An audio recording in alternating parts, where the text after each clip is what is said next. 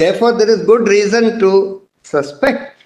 And I gave two examples also. I'm not saying that your lordship should use those examples because those parties, those companies are not before us. But I gave those two examples. One company has declared officially that they gave those electoral bonds to ward off excise issues which had arisen with the government. The other company who has purchased electoral bonds worth more than 450 crores from their accounts declared to SEBI has been the recipient of several mining contracts and various other favors. You already argued, Mr. Bhushan. You're in rejoinder.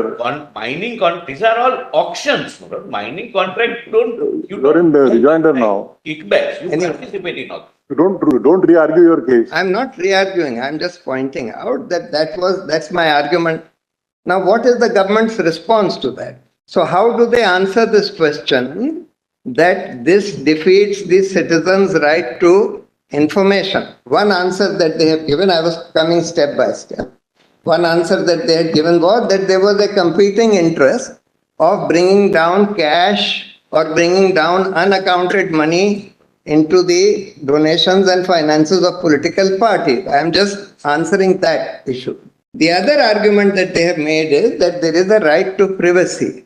That's the argument made at the end.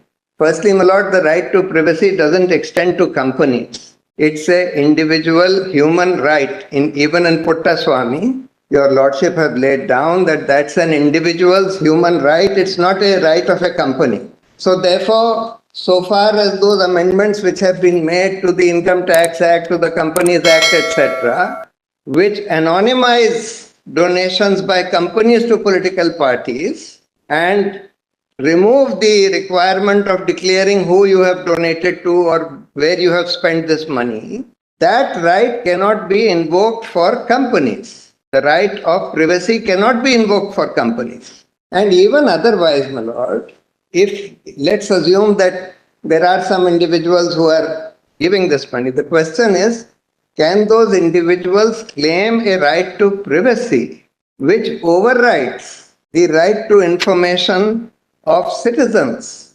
Even under the RTI Act, if your lordship recall, there is an exemption for privacy. There is an exemption for personal information. But that exemption stated that only that personal information which has no bearing on public affairs and which cannot be overridden by public interest is exempted. If there is a public interest override, even that information is not exempted. So in my respectful submission, my lord, that privacy argument cannot be used to say that my right to privacy about which political party I am donating to overrides the citizen's right to information, to know about who the political party is getting funded from. So that right, my lord, in a clearly would override, even if there is a right of privacy of an individual. Of course, companies don't have that right, but even if an individual has that right of privacy about donating what they have donated to political parties, in my respectful submission, that is overridden by the citizen's right to information. The other argument that was made was, again, on the basis of what the finance minister had said. It was argued that this is to prevent victimization. Now, firstly, as your lordship pointed out, the government would certainly know, or the party which runs the government can find out, look, this company had purchased electoral bonds worth 100 crores. We have not received anything from it. Therefore, obviously, they have given it to the opposition parties. And therefore, that much information which will still allow the government to victimize that company is always available with the government. Even if they do not use their control over the state bank to find out which company has given electoral bonds to which party. The argument that was made was that no, there is an elaborate system of protecting that information. It's very simple, my lord. Obviously, when a person purchases an electoral bond, he gives KYC, etc. The bank would have to record that this person or this company has purchased this electoral bond, and the number of the electoral bond would have to be recorded somewhere. Thereafter, my lord, when a party encashes that electoral bond, the number of the electoral bond which that party has encashed would have to be recorded. Otherwise, my lord, it would make it open for counterfeiting. And therefore, you have to record these two informations. So therefore, it's not so difficult. If the government wants, State Bank of India would certainly know. And if the government exerts sufficient pressure on the State Bank, they can come to know. Even otherwise, my lord, the government would know as to which companies have purchased electoral bonds worth how much, and that we have not got it. So one point is, of course, you have highlighted the citizens' right to know. What is the next?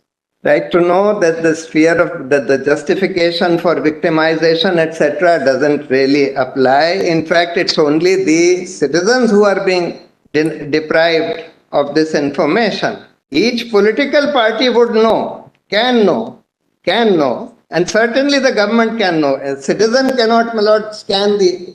Mr. Bhushan, I think point in the joint up. And then, my lord, just two more things. There was an interim order, as your lordship saw, asking the Election Commission. I am respectfully saying, because they are going to open electoral bonds window for this state assembly elections any day now. It can be opened tomorrow, it can be opened day after. And again, my lord, till today, till March 2022, electoral bonds that had been purchased were over 9,000, under 10,000 crores. Till today, I understand that the electoral bonds that have been purchased in this last 1.5 years has taken the total to 13,000 crores. Now, today, if they open the electoral bonds, again, in this assembly election, again electoral bonds will go. I am respectfully, my lord, requesting your lordship, even if your lordship does not stay the issue of electoral bonds after today, at least one thing your lordship should say, that it should be made clear to the parties who are purchasing electoral bonds that these may be subject to disclosure. Because this court has the power under the scheme also to seek information from the State Bank of India. And I am requesting, my lord, that at the end of this, if your lordships agree with us that this electoral bond is unconstitutional, etc., then your lordship should disclose as to which company has given to which party, etc. And even if that information has to be obtained from the State Bank of India. And that's why, my lord, I am saying that at least today, because last time the same thing happened in that Election Commission appointment case. I had an interim application. I mentioned that interim application on Thursday on saying that there is one post vacant of the Election Commission. And the court is proposing... Except for the difference, except for the fact that after the 12th of April 19 order, yes, when you moved a fresh IA for stay, that was for that particular... That stay was declined by the then yes, that was at that stage for that particular... That's why I asked, what is exactly your prayer? You asking for quashing of the... Of course, I am asking for quashing. Just one minute. Are you asking for quashing of the scheme, or you want that the disclosure should be made? No, I'm asking for quashing of the scheme. Okay, therefore, you had to answer that question. And in case your lordships... Mr. Bhushan, just one more question. Yes. The scheme has one advantage. There is a KYC at least. You will accept that there is an advantage in that. No, that's all right. If the anonymity is removed, I have no problem. So therefore, you argue that. I'm saying I'm challenging the scheme because of the anonymity. Remove the anonymity, I have no problem with electoral bonds. I'm challenging the anonymity of the electoral bonds. So that is defeating the right to information of the citizens. So what I'm saying is... You are basically pressing for the entire scheme to be set aside, and you're also arguing that the amendment should therefore be... Got your third point also. You've made your point. We then conclude now? Just, can just wrap up now? And your lordship may just see this. I mean, I don't even have to read. There's something crucial that we have missed out. You can show that. Just flag it for us, and then we'll look at it definitely. So I have, my lord, at page 36, I have given the quotations from the Law Commission's report on Fair enough. electoral. That we'll have a look at. Now, these are quite important because they were suggesting exactly the opposite. They also suggested that this 7.5% is also too much. Large corporates can donate huge amounts of money.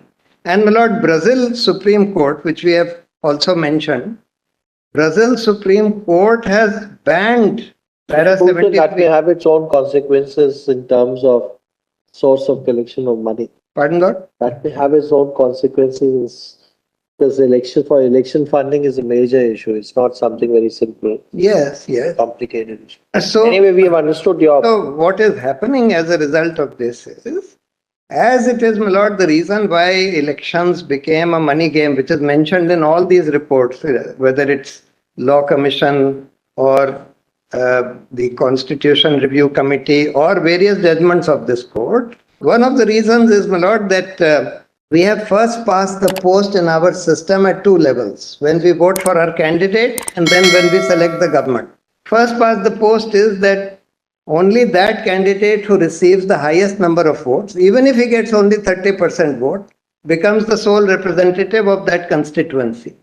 Second first past the post is only that party or coalition which has a majority gets the whole government, and the rest of the opposition, even if they have 49% seats, gets nothing. The result of these two first past the post system is that when you vote for your candidate at the time of elections, you are not necessarily voting for the candidate or the party that you consider to be the best. If you feel that that best party has no chance of winning, you don't want to waste your vote. So then you say, all right, these are the only two parties which have some chance of winning or forming the government.